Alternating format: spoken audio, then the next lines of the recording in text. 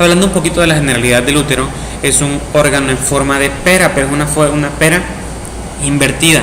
Está situado entre la vejiga urinaria y el recto, como ya lo habíamos mencionado, y estas son sus dimensiones: 7.5 de largo, centímetros de largo, 5 centímetros de ancho y 2 centímetros de espesor.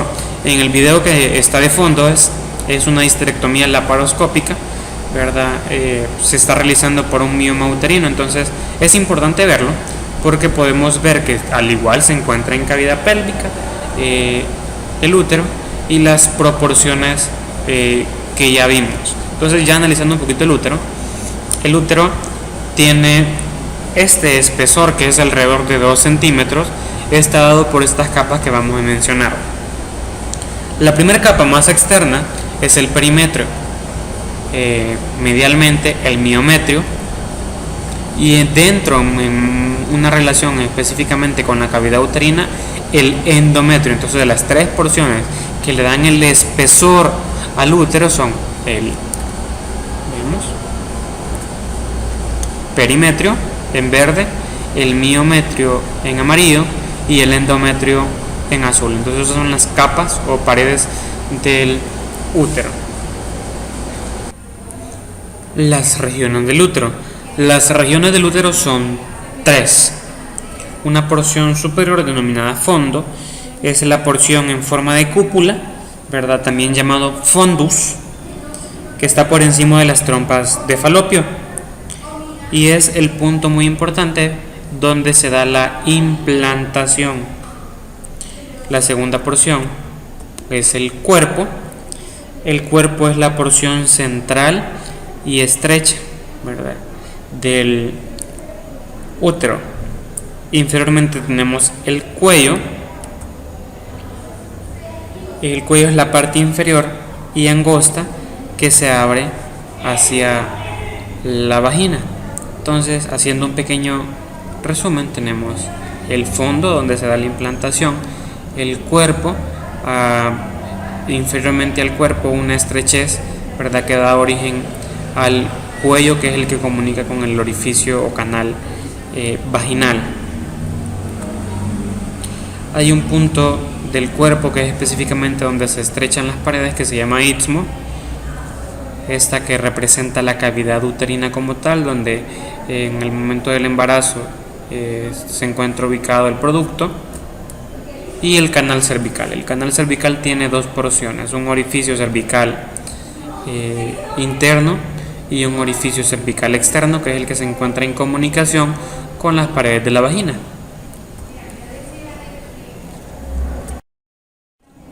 Analizando un poquito la posición del útero, podemos analizar varias cosas. Uno, que anteriormente encontramos la vejiga urinaria, medialmente encontramos el útero, posteriormente el recto, y a nivel inferior encontramos la vagina. Entonces, en relación, la vejiga, el recto, la vagina inferiormente, y superiormente, ya medial, encontramos el útero como tal. Es importante esto, ¿por qué? Porque el útero se dirige en posición, bueno, el cuerpo en general, superior y anterior hacia adelante, es decir, hay una relación supero-anterior, y el resto del útero se dirige, hay una relación infero-posterior, ¿verdad?, que da un ángulo.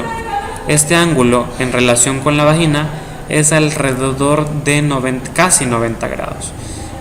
Este es importante. ¿Por qué? Porque el útero adulto suele estar en esta posición anatómica. Se llama anteversión, es decir, apuntando antero-superiormente con respecto al eje de la vagina. Y anteflexión, que significa que el cuerpo del útero está flexionado o inclinado anteriormente en relación al cuello del útero, creando este ángulo que es el ángulo de flexión. En esta imagen vamos a analizar la posición del útero como tal. Entonces, el útero tenemos anteriormente la vejiga urinaria, posteriormente el recto y medialmente la vagina como tal. Entonces, el útero el recto posterior, la vejiga urinaria anteriormente, los ovarios y trompas uterinas se encuentran en esta vista superior y la vagina como tal inferiormente.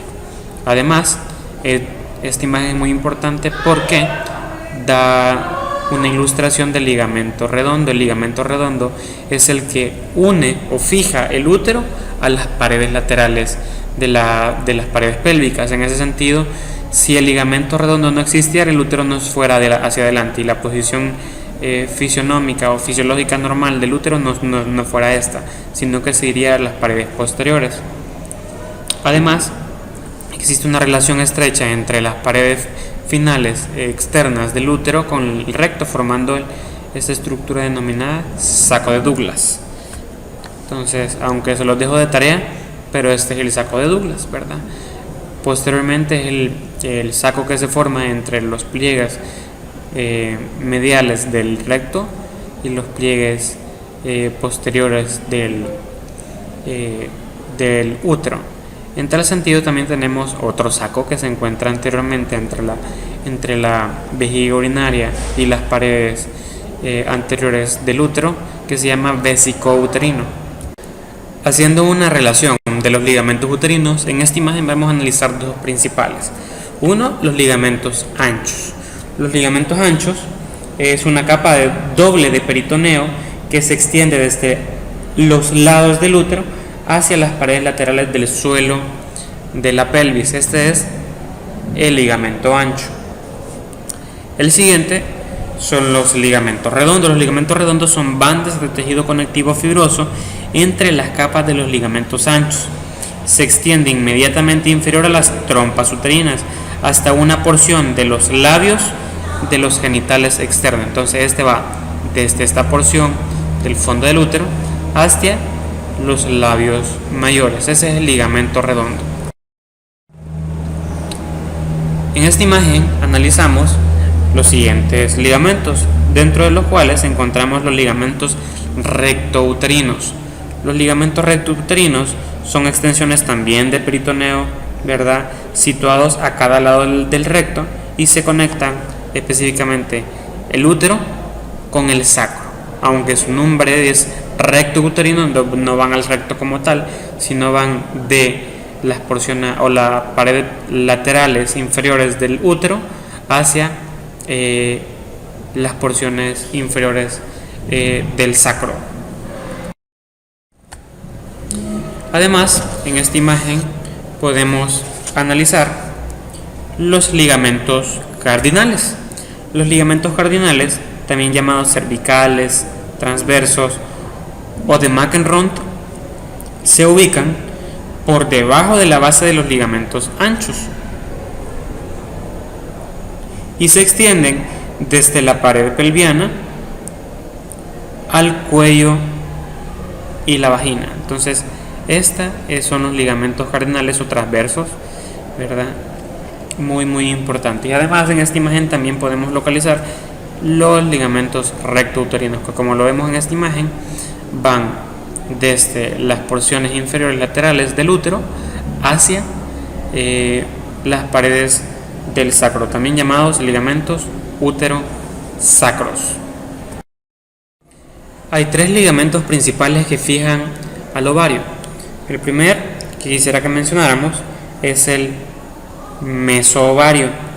El mesoovario es la continuación del ligamento ancho, como ya sabemos es la parte del peritoneo parietal que une a los ovarios por el pliegue de capa doble de peritoneo llamado mesoovario. ¿Por qué es importante el mesoovario? Porque es la parte o estructura anatómica de entrada y de salida de vasos sanguíneos y de nervios. Este es el mesovario, muy importante. El siguiente es el ligamento suspensorio. El ligamento suspensorio fija los ovarios a la cavidad pelviana. Cada ovario tiene un hilio, que es el punto de entrada y salida de los vasos sanguíneos. Entonces, aquí vemos dos de los ligamentos importantes. Uno, el ligamento suspensorio, que lo fija a la cavidad pelviana. Uno, y dos, el mesovario, que contiene un hilio Este hilio es el flujo de entrada y de salida de los vasos y nervios. Por último, el ligamento propio del ovario.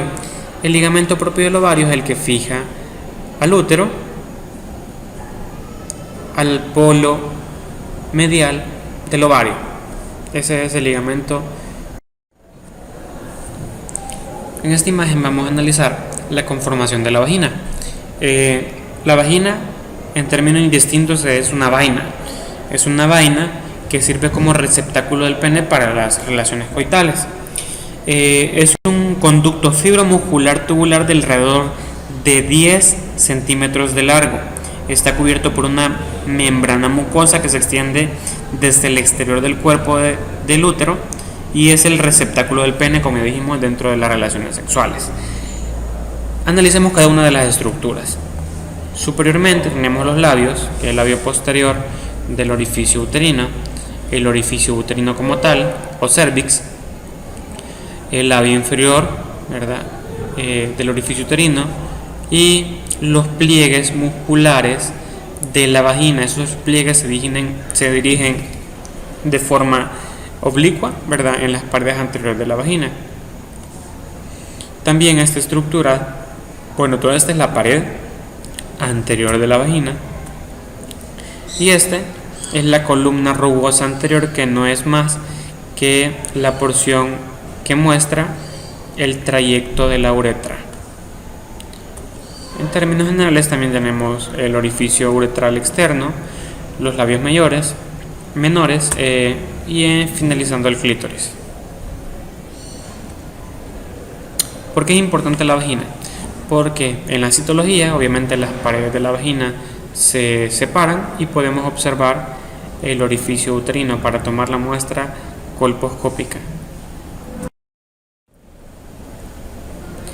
Analizando la posición, obviamente vemos esta imagen nuevamente, donde tenemos anteriormente la vejiga, posteriormente el recto, superiormente el ovario y inferior al ovario, ¿verdad?, tenemos